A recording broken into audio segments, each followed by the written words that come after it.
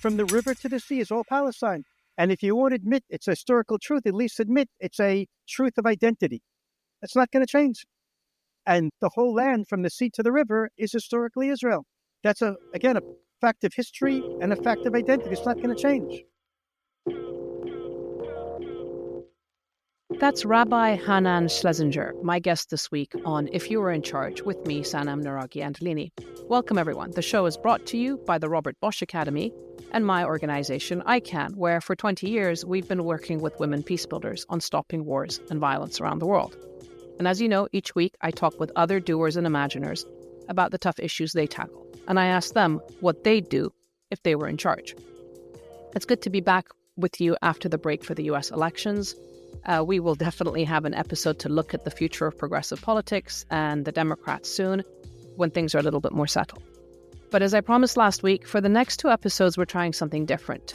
Two different experiences in peacemaking between Israelis and Palestinians. And Sola will be sharing her reactions after the conversations. It's a tough and really sensitive issue given the ongoing genocide in Gaza. To date, 43,300 people have been killed. And the UN has reported that 70% of the victims are women and children, with children making up 44% of the dead. We've never had that before. So where do we start? It's been 57 years since the 1967 war that led to the current occupation of the West Bank territories, Golan Heights, and East Jerusalem. And of course, it's been over a year since the October 7th attacks in Israel that killed 1,200 Israelis. The space for dialogue internationally in civil society and the media has shrunk. There's a lot of polarization, with people hurling abuse and unfounded accusations at each other to basically silence any conversation. And especially those who are still insisting that the only way that we're going to get through all these issues is through dialogue, not through bombs. They're definitely getting attacked in all sorts of arenas. It's complicated, it's huge in so many ways, but it's also for me a very personal issue because it's central to the work that I've been doing. Back in the 1990s when I first started, Israeli and Palestinian women were really at the forefront of coming up with solutions, working together, having the courage to appear together in public, long before the Oslo Accords were actually signed. Over the years, I followed the conflict, worked with peacebuilders on both sides, and of course we've all watched the events with horror, because ultimately peace will have to come through political and societal dialogues and negotiations and compromises. And I get really frustrated when politicians say two-state solution, because they seem to be in denial about one of the biggest obstacles to a viable Palestinian state, which is the expansion of Israeli settlements and the colonization of the West Bank occupied territories and other territories. These settlements are illegal by international law. So very complicated issues, obviously a lot of hurt and anger and trauma amongst everybody. And I'm stepping into the fray knowing that it might cause some tension. But I really hope that these two conversations that I'm having will help us see that there is light even in this dark tunnel if we choose to see it. My guest this week is Rabbi Hanan Schlesinger. He's an Orthodox rabbi and teacher. He serves as the director of international relations for an organization called Roots, and he's also the founder of the American Friends of Roots. Roots itself is a unique network of local Palestinians and Israelis who've come together to see each other as partners, trying to find a solution to the conflict. And they do so based on mutual recognition of each people's connection to the land. For some background on why I'm sort of focusing on the question of land and settlements, back in 1994, when the two sides signed the Oslo Accords, a key pillar was that settlement building in the occupied territories of West Bank, East Jerusalem, and the Golan Heights would stop. But they didn't. The settlements continued to expand in all three areas, especially in the occupied West Bank. And people have seen their lands confiscated and their access to clean water and road and basic services really restricted. The numbers are also pretty stark. In 1994, there were roughly 285,000 settlers. By February of this year, 2024, the Times of Israel reported that the number was over 500,000, and the predictions by 2030 are that there will be over 600,000 settlers. And the Palestinians living in the West Bank live under Israeli military rule. Many are subject to violence, especially now. We don't often hear about it, but their homes, their lands, the villages are being targeted. And these are people who are coming in from other countries. Some may have no idea that they're moving into illegal settlements. Others are actually explicitly violent. So how do they justify their presence, especially their takeover of people's ancestral homes and lands? Who are these people, and how can there possibly be peace in the region? I wanted to talk to someone who could explain the ideology of the settlers and is also committed to a just peace with Palestinians. Rabbi Schlesinger originally hails from New York. He emigrated to Israel at the age of 20 in 1970 and lived in one of these settlements with his wife and children and grandchildren.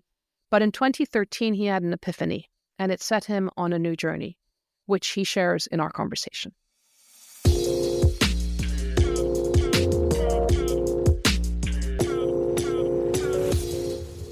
Rabbi Schlesinger, welcome. May I call you Hanan as we carry on our conversation? Absolutely. Thank you. Thank you for joining me today. You're welcome. I wanted to first acknowledge that this is probably one of the more difficult conversations that I have had in recent times, specifically about the Israeli-Palestinian conflict, specifically now, a year into the sort of the Gaza conflict. I'm not sure how you feel. Are you going around the world talking about these issues and what you're doing? How's it been for you so far? That's a difficult question. Yes, we, myself and one of my Palestinian colleagues, we've done 2 month-long speaking trips in the U.S. since October 7th. And there's a world of things to talk about as far as emotions and politics and worldviews and trauma. So we have to be specific. You lead me. Thank you. I mean, part of it, as you say, is the question of the trauma from which everybody is coming from, the historic trauma. Then we have the trauma for Israel and for Israelis, and I'm sure your friends, family, and others, of October 7th specifically. And then at the same time, we have the Palestinian historic trauma, but the ongoing trauma, in the sense that it feels like every day this war goes on, there is another family, another child, another mother, another father whose trauma is being exacerbated because of the violence. And so how can one kind of stop and talk about the future when the trauma is still going on? This seems to me one of the big issues that we're dealing with, at least those of us who are in the peace community and trying to look to the future. Well, you asked, how can we look to the future and talk about the future under these circumstances? And the answer is that we can't. Now, you have to define who we is. When I said we can't, I mean my society, Israeli society, at this point is clearly unable. So one of my Palestinian partners, Noor Awad, often says that he and I and the circle of peace activists involved in Roots, and this is true also for our peace activists other organization, we live in a different universe. The fact that he and I and the other activists can talk to the other side right now, can understand, can envision a way forward, means that for 90% of societies, we're crazy, or we're naive, or we don't live in reality. We don't see what's happening. And of course, we, meaning the peace activists, we say the same thing to the 90% of the society. You don't see what's happening. So it's 2 different universes, unfortunately, which is really, really painful. It means that we, peace activists, we have a sense that we see a reality that the others are blind to. And when I say the others, I don't mean the other side. I mean the others in both societies.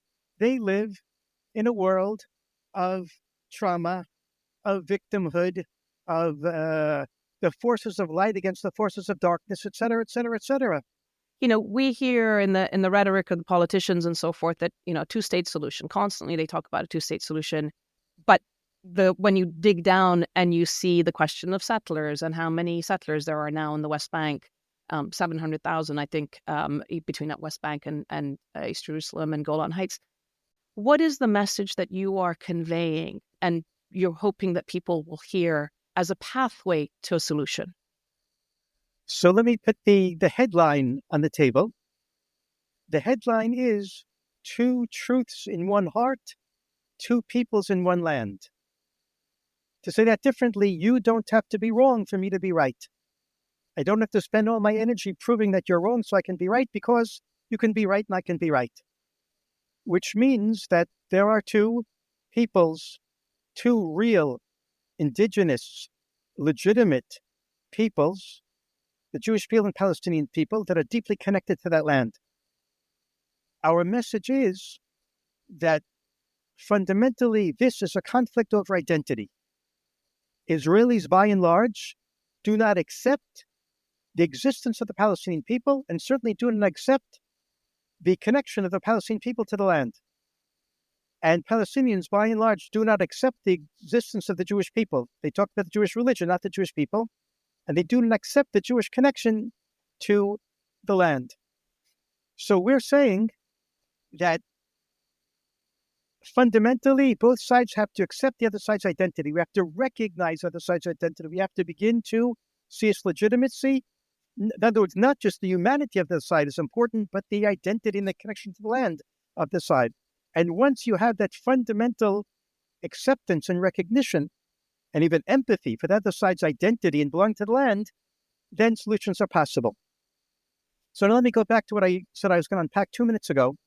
I usually put on the table 4 principles that are very, very difficult for Israelis and Palestinians to accept, but it seems to me they're what we need in order to go forward. Number 1, there is such a thing as the Palestinian people.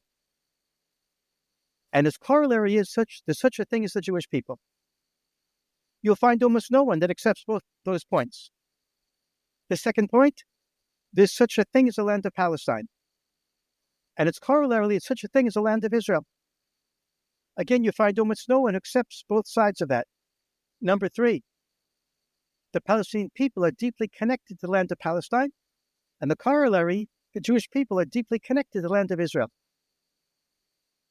Those 3 points, each with its other side of the coin, leads us to the 4th point, which is excruciatingly difficult, which is the historical borders of the Land of Palestine and the historical borders of the Land of Israel are more or less the exact same borders.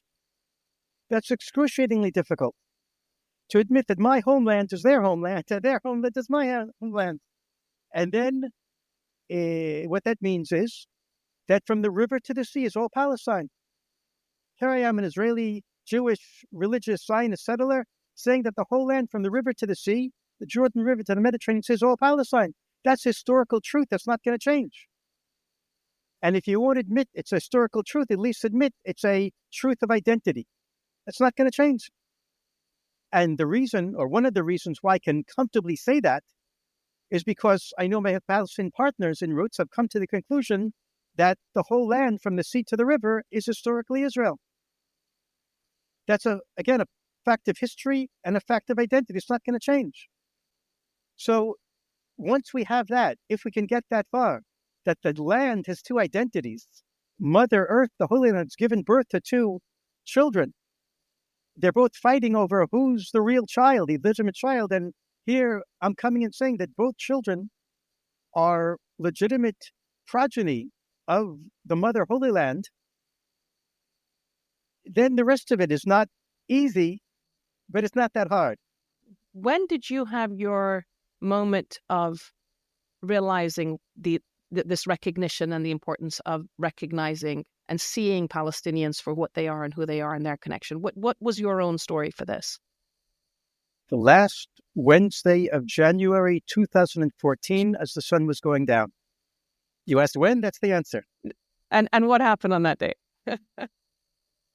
A few months before that, I was driving in my car in the area where I live, south of Jerusalem. We call it Judea.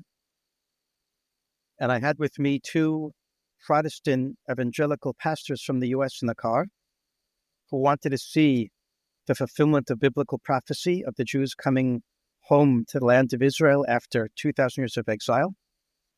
With great pride, I drove them around and I showed them around the roads we paved, the forests we planted, the buildings, the settlements, the institutions, the synagogues that we've constructed. We're driving and I saw a hitchhiker on the side of the road. I picked him up. After another few minutes, I saw another young man. I picked him up as well. We drove. They asked to get out, dropped them off, started to drive again. And one of the pastors said to me the following words. He said, Hanan, you just taught us a lesson in Jewish ethics. You picked up hitchhikers. That's great. No one does it in Texas. They're from Texas, one of them. And I said to them, it's not just me around here. We all pick up hitchhikers because we have a common vision. We trust each other, just like everyone else. I do my best to pick up every person who puts out his finger for a ride. But by the time I finished that sentence, I realized that I was lying. I was lying to the two pastors, and even worse, I was lying to myself. I really believed what I said, that I try to pick up every person. But it dawned on me that it's not true. I pick up only Jews. And after a conversation with those two pastors, it became clear that what allowed me to say what I said, that I pick up every person, is because the only persons I saw were Jews.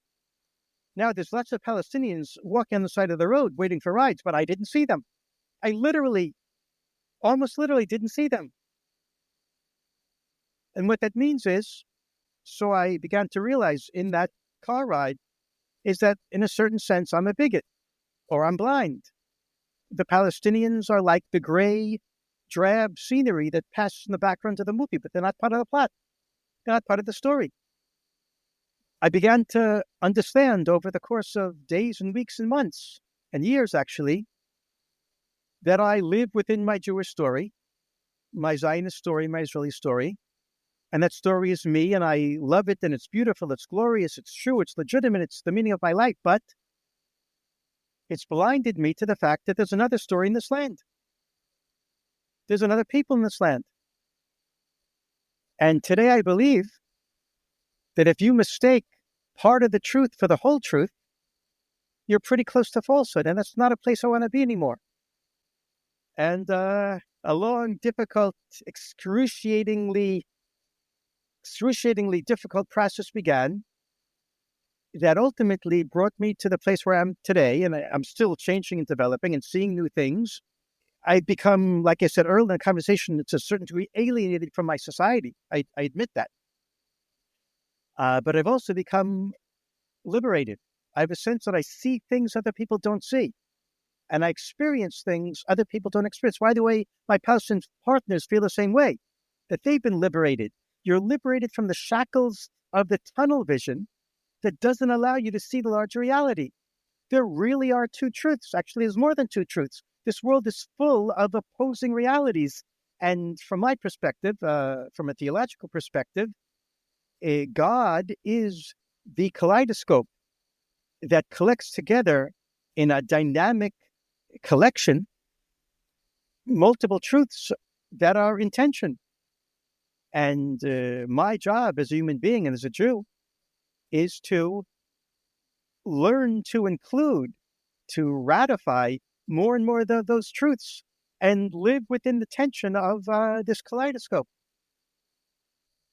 It's what you're saying. First of all, it's extraordinary, and thank you for sharing that. Secondly, my first reaction as I was listening to you saying your own awareness was that how do you then convey that to the people that you're closest to? When your eyes open and you see, and then you begin to question your own, exclusionary views or your own bigotry, as you said, and you want to share it with your friends and family. How does that work? Because I can see the alienation, and it's almost like you get alienated from one side, but there's a whole world of people that open up to you and want to be your friend. But still, Exactly. Your closest and your dearest people are probably the ones that you may be losing. What was that like, and what is that like right now? So you asked, how does it work? And the answer is it doesn't work. It doesn't work. Because what I gained includes facts, but more than facts, it's experience. I experienced Palestinians as human beings, and I experienced Palestinians as Palestinians. In other words, as bearers of a national, cultural, religious, historical identity that contradicts mine, but is still true. How do I convey that to other people? So I'll say kind of cynically, that's it. There's no way. You can't do it. And then I'll say, if you really want to try, the answer is experience, not facts. So both I say and my present partner say that there's nothing we can say to get our own side to open their eyes and their minds. What we may be able to do is encourage them to come and meet the other side. And since we began 10 years ago, 2014, thousands of local Israelis and local Palestinians have come to meet the other side, as well as tens of thousands of Israelis from around the country who've come, and 200,000 people from around the world have come to see this amazing, miraculous center. So in these face-to-face meetings, people undergo human transformations. By the way, we call ourselves the Israeli-Palestinian Grassroots Initiative for Understanding, Nonviolence, and Transformation. Transformation there means personal transformation leading to political transformation.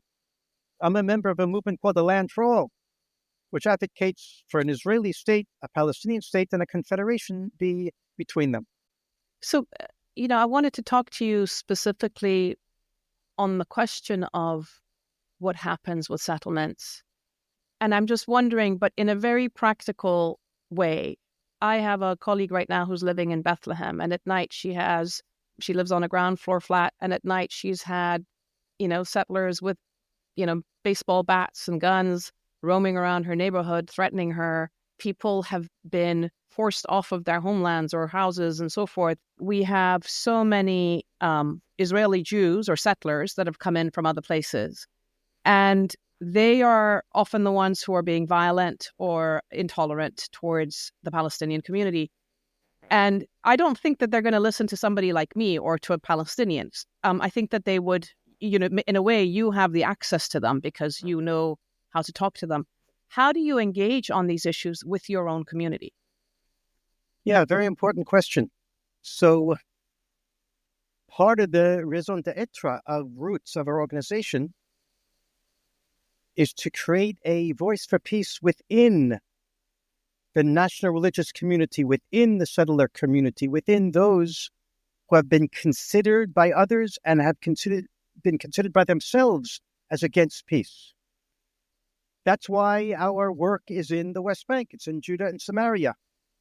That's why we create our community center, the Dignity Center, in the heart of the West Bank. That's why our mission is to bring together Israelis who are settlers with Palestinians. There's no other organization doing that. So now, the core of the activists in Roots on the Israeli side and the Palestinian side, we spend a lot of time, day in, day out, week in and week out, for months and years together, listening together, applying all the values and the skills of listening and of open-mindedness and of pluralism and of finding truth on the other side. And in this core group of people in Roots, I would say that to a certain degree, a large degree, we've been able to heal from what I call the hubris of exclusivity, as if our side has all the truth. No, there is humanity, and there's legitimate identity, and there's truth on the other side, which is wonderful. This expanding of horizons, expanding of identity, of coming to a place of really, really being able to empathize with the other side is absolutely what we're about, and it's wonderful.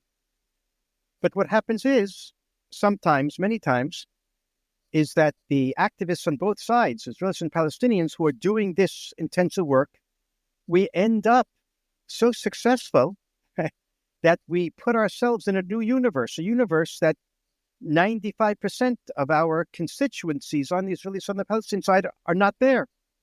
We're in our own world. And what can happen is, and sometimes does happen, is that we begin developing a language and understanding that our communities cannot relate to, cannot identify with, cannot understand, and think is just traitorous and ridiculous and is heretical. So what do we do?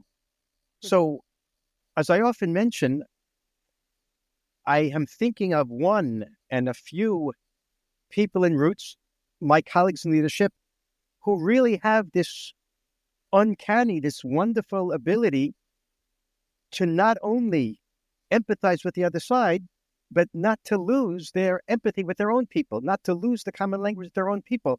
In other words, there are some people, Israelis and Palestinians, the leadership of Roots, who are really able to apply our ideology and our values and do the work that needs to be done. Keeping up, I'm talking on the Israeli side now, keeping up the dialogue with the settler community, speaking their language and slowly showing them an additional truth, together with the deep partnership with the Palestinians. However, I think that to a certain degree, I'm a failure.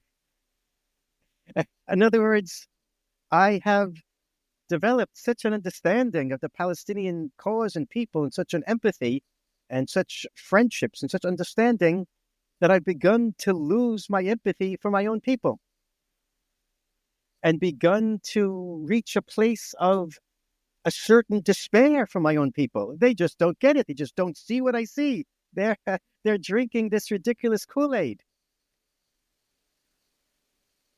So I have work to do.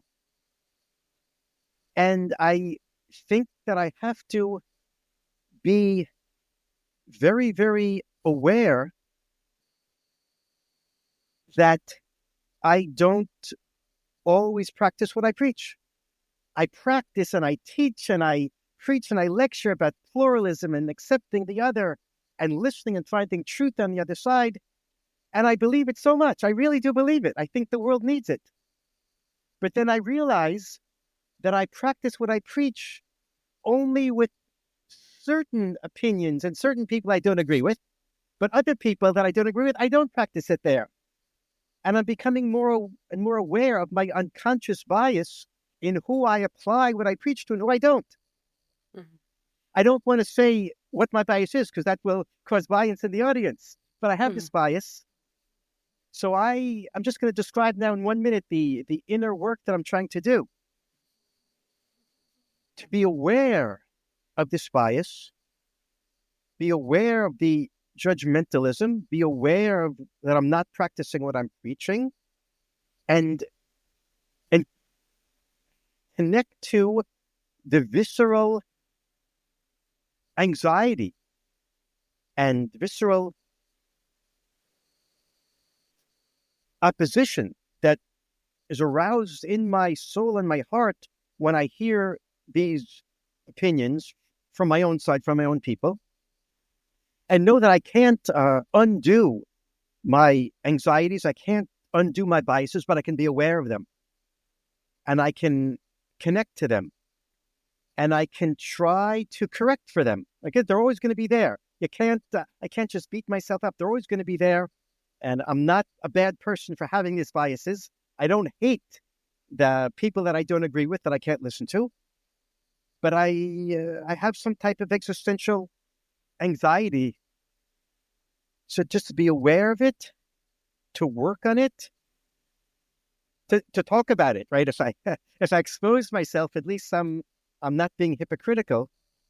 I'm a profoundly secular person, if you want. I come from a Persian empire, which started the whole Cyrus cylinder, and it said you can have whatever faith you want, provided you follow the rules. That's basically kind of the difference between state and faith, if you want, despite what's happening in Iran now. And to me, the answer seems to be simple. To me, the answer would be that, well, if you're going to live in a country, everybody has to follow the rules equally, right? And it seems that, again, when we're talking about the settler community, on the one hand, they're coming in and taking other people's land, which goes against the Ten Commandments. I mean, if we're going by faith. On the other hand, it's as if they want to live by their own rules and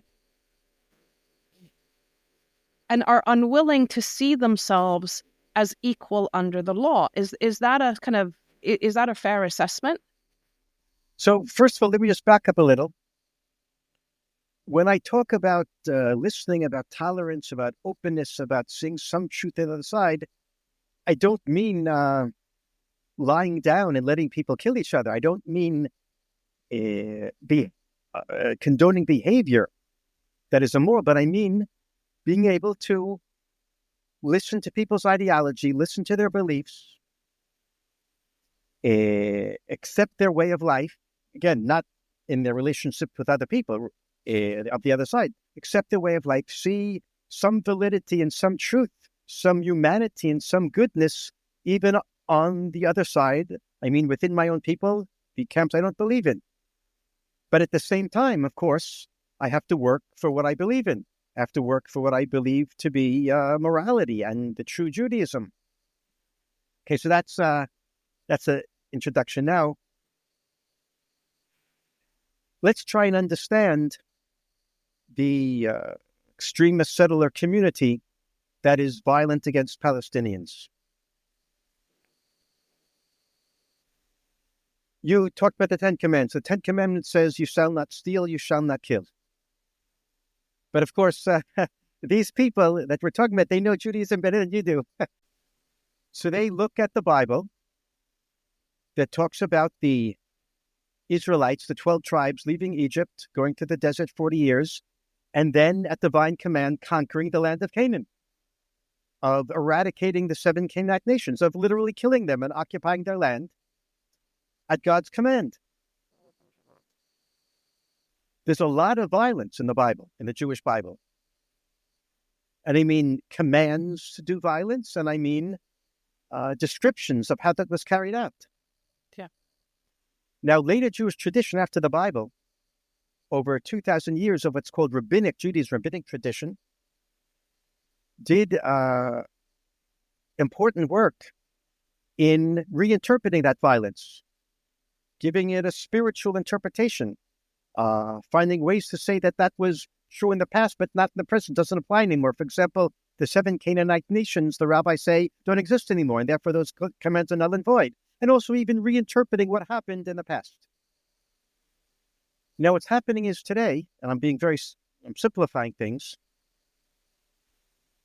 part of what's going on in the minds of religious Zionism, in those religious Jews or Zionists who are setting the land, I'm referring specifically to the settler community, is a reconnecting to the visceral physicality of the Bible, leapfrogging over and, in a sense, erasing the rabbinic tradition of 2,000 years that attenuated and moralized and spiritualized all of this terrible stuff from the Bible. Such that for many, many settlers today, we Jewish settlers are the 12 tribes who've just left Egypt 40 years ago. We're conquering the land, and the Palestinians are the modern-day Canaanites.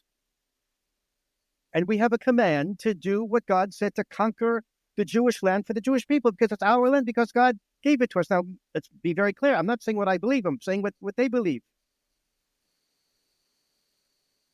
And secondly, these violent actions are very much understood by those committing them in the fashion I just said, but also as self-defense. Self-defense. The Arabs, they don't call them Palestinians, they call them Arabs, are violent. They don't know who's in charge. They don't understand that it's our land. They're just trying to displace us from our land.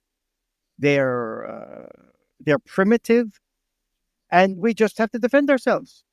I mean, this is a textbook extremism, radicalization, where you take one identity and you make it so supreme above others that it justifies violence. It justifies, and as you say, you find the validity in some text somewhere, and I mean, you see it in the extremist and the Islamic tradition and Yes. the Hindu nationalism. Yes. So it's the same kind of thing. And let me add. You said you used the word supremacy. So I have to add that in Jewish tradition, there is an approach that says that Jews are spiritually superior to non-Jews. There's such an approach, that Jews have a godly soul that non-Jews don't have. There is a disagreement in over 2,000 years of Jewish tradition between that approach and the other approach that says all souls are created equal. And I have to say as far as I see things, and this is sociological observation, that in the past 30, 40 years, the mystical approach, the ontological approach that says the Jewish soul is ontologically essentially different than the non-Jewish soul, that approach has won within religious Zionism today. Within the settler movement, it's won.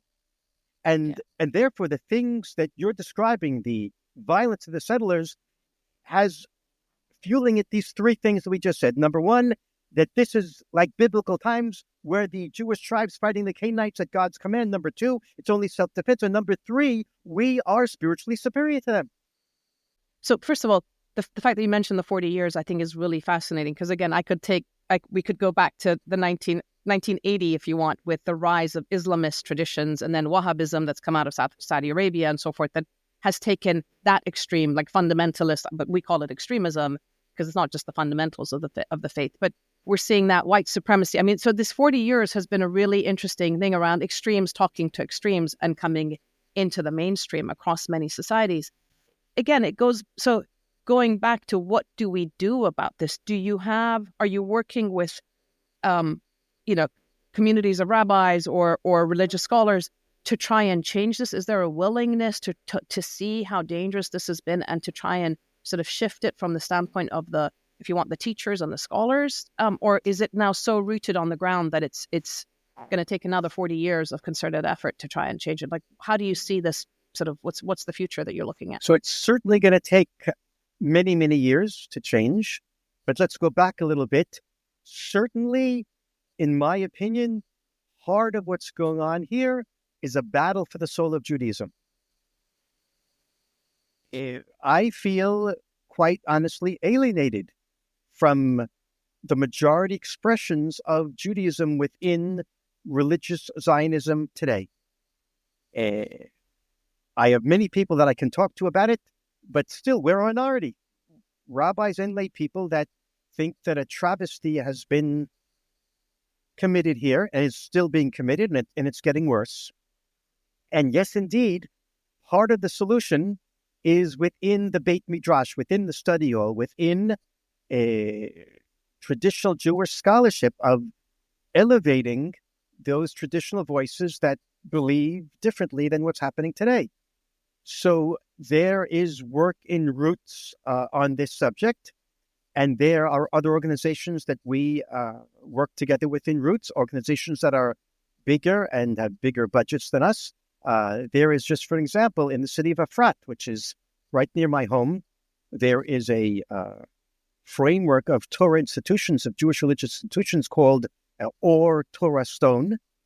And they have a whole Beit Midrash. They have a whole institute, a study hall, that's called something like Jewish People and the Nations, Jewish People and the Religions of the World, trying to work out through scholarly study and through the ancient texts and through reinterpretation, work out a better, more equal understanding of the relationship between the Jewish people and the rest of the world. A lot of your work, as you said, is focused on the U.S. as well. And when we talk about the settler community and their ties to the land and going back 3,000 years, for me, it's like saying that the American indigenous tribes, and we're not going 3,000 years back, we're going 200 years, 300 years, right? So, how does that logic play out? I mean, if everybody wanted to sort of make some claim to the land, Manhattan, Upper East Side should be handed over, and Boston should be handed over. And how does that logic play out, or what are the kind of conversations that you have in the U.S. about these issues? So I agree with what you're saying. In other words, had this logic of the settler community been applied across the board equally, yes, it applied to the American Indians as well. And by the way, I often say, I believe that just like America today is very, very contrite and sorry about what they did to the Native Americans years ago, I believe that Israel will be very, very contrite in another 50 years about what they're doing to the Palestinians. It may be too late then, right? It's easier to apologize when the evil is already done. I was going to say that if people are put into little pockets of land and and contained, you can always be contrite, but you're not giving it back to them, right? Yeah. So now let me move directly to relating to your question. I have a close friend, colleague, who's a pastor. When I was a rabbi in Dallas, Texas, we did a lot of interfaith work together and we had deep, deep conversations. And he said to me once the following. He said, Hanan, everything you're saying, the claim of Jesus being the Son of God, you're right, Hanan, it's crazy. It's totally illogical. It's impossible to imagine, except that it's true. So I would say the same thing here. My settler community that's involved in the violence and the land grabs that's involved in would say, yeah, what we're doing, that we're claiming the land for God, because the Bible says that we have the obligation and their understanding of violently conquering. Yeah, it's crazy and it shouldn't be applied to any place in the world, but by us, it's true. God really said it, so we have to do what he said. In other words, it's the claim of exclusivism. It's the claim of uniqueness, that our case is different. If you were in charge, or if there was an opportunity to create a kind of a national coalition dialogue space where you had a significant role and you could shape policy as well as, the practice on the ground, what is it that you would do? If you were in charge, what would you do? There clearly has to be enormous amounts of money spent on education. Education within the religious Zionist community. We're talking about study of Jewish texts, about writing articles and books. We're talking about creating interfaith study halls. We're talking about connecting people. So we're talking about the scholars. We're talking about youth movements, bring the two sides together. And we're talking about amazing amounts of money that have to be spent on public relations campaigns, on television, on radio, on social media, all about overcoming the hubris of exclusivity, overcoming hyper-nationalism. It's also, of course, about practical steps that have to be taken right now, about the army and the police enforcing the law, preventing settler violence. It's about rabbis and community leaders right now getting up and acting against this violence, about parents reining in their kids. And Roots is involved in this work. Not enough, but we're doing what we can. Much more has to be done. And this has to be true, of course, not just on the Jewish side, also on the other side, on the Palestinian side. What keeps you going and what genuinely gives you hope? I think that it's not a divine decree. It doesn't have to be like this. The conflict is a result of bad decisions that both sides made for at least 100 years. So which means I know it could be different. It doesn't have to be like this. And I know it's going to be different in another 500 years or 400 or 300 or 200 or 100 or less. It all depends on us. Us meaning Israelis and Palestinians. Our fate is really in our hands. So as difficult as it is, it's completely possible. And I have seen with my own eyes how Israelis and Palestinians in Roots and other organizations have been changed by meeting together and have opened their eyes and their hearts and their minds and their souls to the other side and become advocates for change and for peace. It happened to me. In other words, in a certain sense, you can say I give myself hope. Because if I changed like I did, other people can also. When you see what's happened in Gaza, what's your message to Gazans living through, and now in Lebanon? What's your message to them? If you could meet them, if you could talk to them directly, like what would be your, it's a personal message, I think, but what's your, from your heart, what comes out when you see what's happening? I'm ashamed of what my identity and my people and my state is doing to them. That doesn't mean that I think that all the blame is on our side, the Jewish side, but some of it is. I'm ashamed and I'm sorry and I'm broken and I'm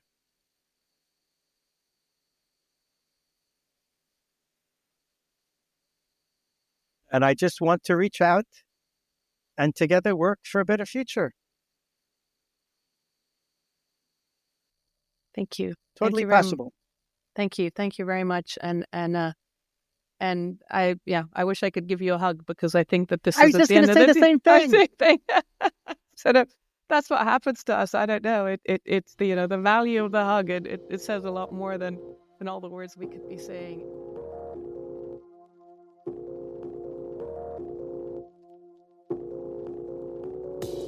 Okay. So our conversation's just finished.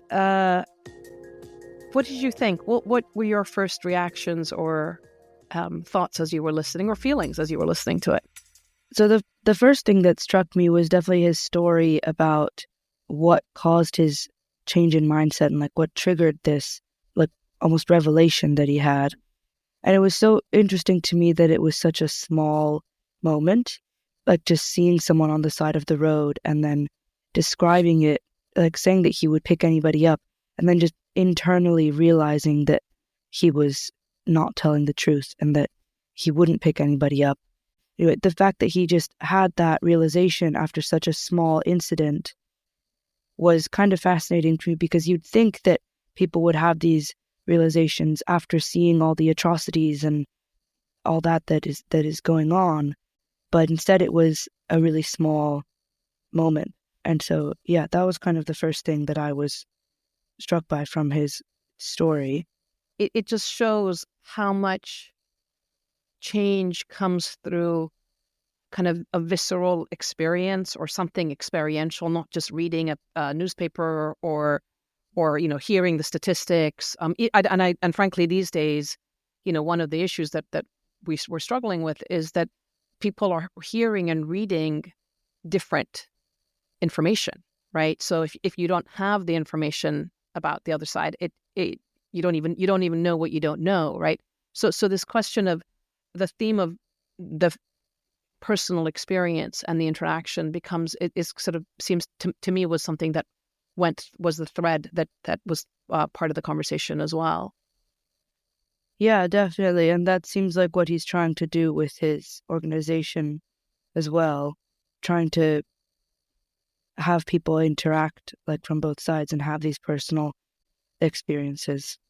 But yeah, it was just, I don't know, that was kind of something that I found surprising in a way, I guess. Like, I was expecting him almost to say like, oh, when maybe he like went to Gaza or something like that. Something like that was kind of what I was expecting. But then it was just, yeah, such a small thing. What he mentioned the narrative of being persecuted and being tested as the Jewish people. These are not stories that we necessarily know. I mean, it's not part of our, if you're growing up in a secular family, a non-Jewish family, this is not necessarily the kinds of things that we hear about. Was any of that new or different for you? I think I was somewhat aware of this story, particularly because I thought it was interesting that it was like Protestant friends who were coming to visit, right? Because there is this kind of strain also of evangelicals in the U.S. who think that, the Jewish people need to return to the homeland and that's going to bring about whatever. So I don't know, I'd heard this story before, but it was interesting when he talked about kind of the education, how like deep that goes, and how also that's kind of used to justify the fact that the rest of the world is saying like, no, you can't do this. That then like reinforces to them the idea that it's right, which is I thought that was interesting. I didn't know that was kind of the mentality. So for me also, it was the issue that this isn't just about political leaders getting together and saying, now it's time to make peace. I mean, you need that, obviously, and we don't have that there right now. But even if we did, there is, as he said, a long journey of engaging the public, creating spaces for people, for these community centers, and changing the narrative that goes so deep, right? I did think it's doable, but it's complicated. Yeah. Yeah, he had these like 4 points that the Palestinian people and Jewish people both have the right to exist, and then that there's the land of Palestine and the land of Israel, both are deeply connected to the land, and that the historical borders are approximately the same.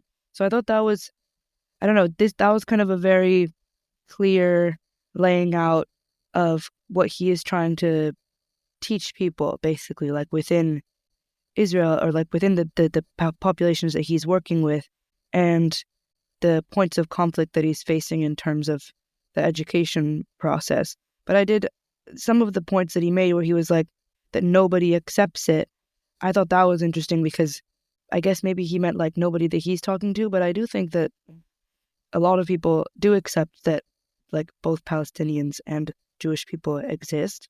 But anyway, it was very like clear 4 points that I think kind of summarized well where a lot of the conflict, like ideologically, also comes from. I also struck by how he, very openly says that he's got, people who he used to be friends with can't accept his position now, right? And this idea of what are the risks that you take on a personal basis when you decide to engage in peacemaking in a context where, people think of it as existential. So that they think that he's betraying his own. What would that feel like? I always kind of think about that when I meet people who have had the courage to take this kind of a journey. In the years that I've been involved in this work, of course, I've come across and I've worked with many Israelis, a lot of Israeli women, particularly, who have engaged in peace dialogues and this reframing and understanding and accepting both Israeli and Palestinians.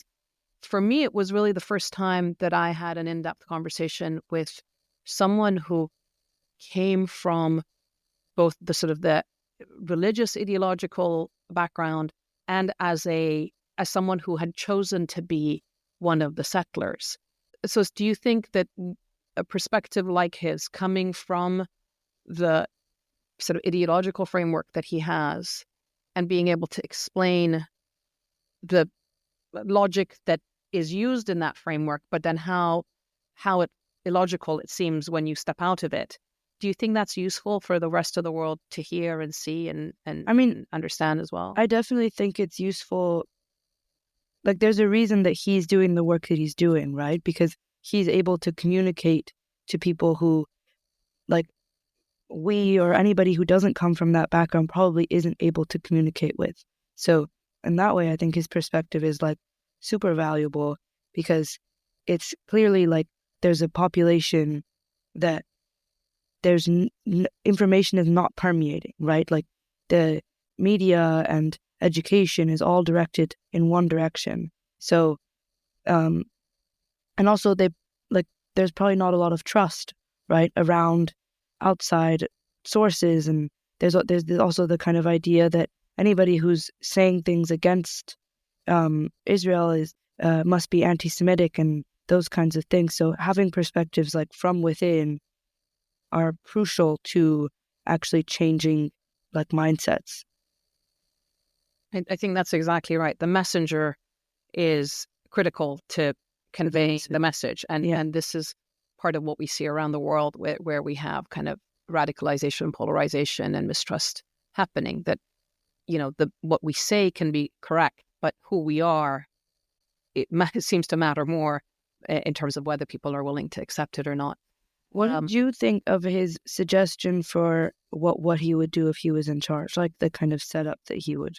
I found it interesting because on two levels. So on the one hand, the fact that he, didn't shy away from the complexity of it being political and a societal change, right? That you need that both. And again, in my work, we always talk about, peacemaking is political will, but it's also about inclusivity. So, I wasn't surprised, but I was kind of overwhelmed by how complex it is and how complex it has become even in the last 30 years since the Oslo Accord was signed in 1994. So that was certainly sort of one aspect of it. And then the other thing which I was sort of struck with was that his humility in saying certain things were above his pay grade, and I wanted to say no. The reason why we need your voice and we need to have inclusive peacemaking processes is precisely because actually your perspective or his perspective and people like him really, really matter. And I see this often with local peacemakers, that they shy away from the big political spaces or the more sort of formalized spaces, and I think that we need to bust those doors open and take down the walls, because those kind of exclusive spaces are really part of the problem and have led us to many of the problems that we face right now in that conflict and in other conflicts. So yeah, I was kind of struck. But and then just the warmth. I mean, it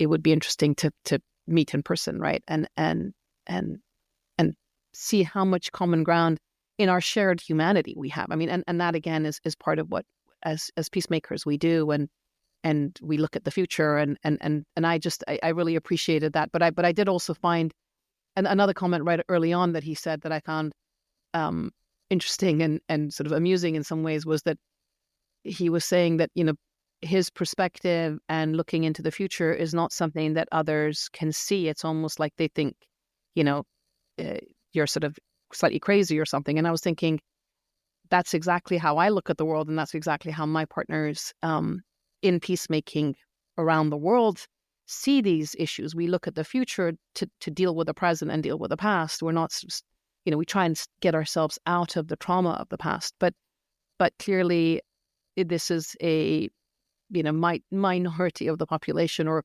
certainly a narrative that is not sufficiently sort of out in the public space for others to engage with, right? So those were some of my thoughts as I was listening to him.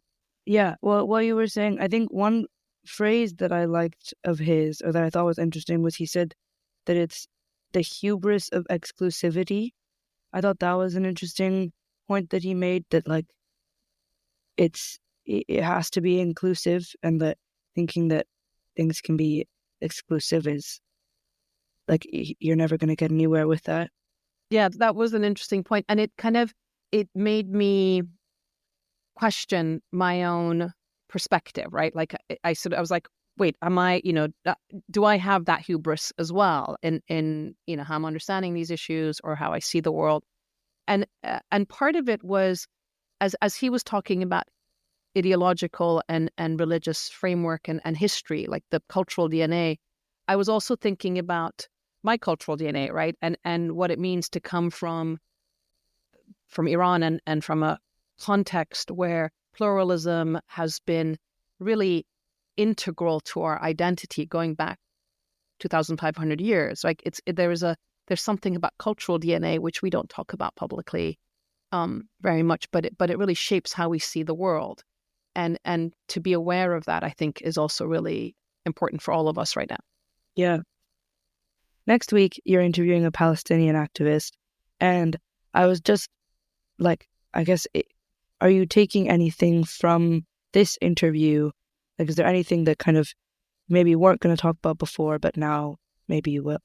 I think definitely. I think I will try and understand what it feels like to be a Palestinian at the receiving end of this ideology, which as Hanan mentioned, invisibilizes Palestinians or the identity of Palestinians. So kind of what it feels like to be on that side of it, especially from somebody who lives within Israel proper, and the tensions of being a Palestinian Israeli, having the ties with what's happening in the West Bank and Gaza. So that's certainly one aspect of it.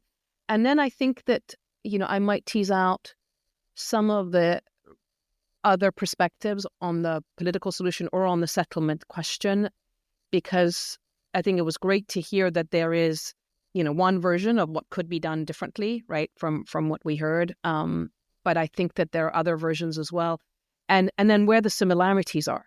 It's interesting that people are looking at it in terms of a confederation ultimately, that somehow the interdependency has to be acknowledged between two states, two peoples, and that, as you said, the connectivity to the land. Those pieces I will definitely. And then what are the parallels? Like, as a Palestinian peace activist, what are they trying to do, and where are the connections between the work that he may be doing and the work that an organization like Roots might be doing?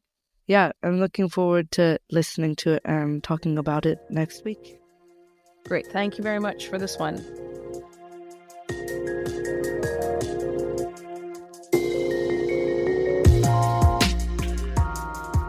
This is an Africa Digital audio production. My executive producer is Pierce Lynch, and it contains original music by Little Monster Media. Remember, you can catch a new episode of If You Were in Charge every Tuesday. A huge thanks from me to the Bosch Academy for making these conversations possible, and to my own organization, ICANN, for allowing me the time to explore these big issues with my guests and spend some time with my daughters. If you want to get in touch, you can find all our social media links on our website, and the link is in the description of the episode. So that's it for If You Were in Charge. I'm Sanam Naraghi Anderlini. See you next time. Bye.